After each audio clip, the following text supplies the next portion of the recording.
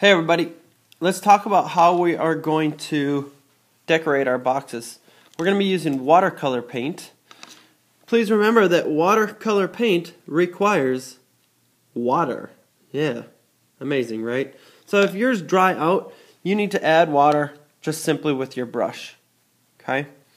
So we are going to be learning about and using what is known as the dry brush technique, which is something very simple, something you've probably already done just by accident when you've used watercolor before.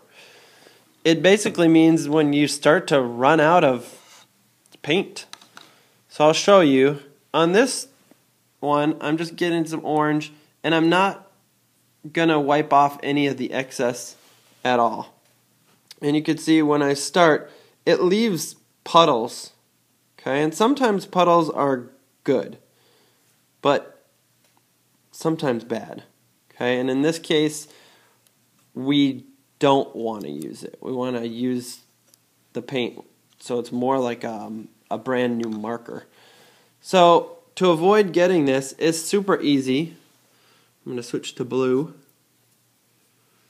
All you have to do is wipe off the excess. You can wipe it off here or on the edge of your cup.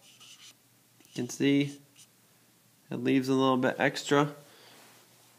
And then when you use it, it should be almost like a marker. It doesn't leave any puddles. It keeps your paper from getting really wrinkled, which for origami is important. And it helps you just control that water. And then when you run out, you just get more. So let's say you made a mistake. It happens. Let's say you used too much.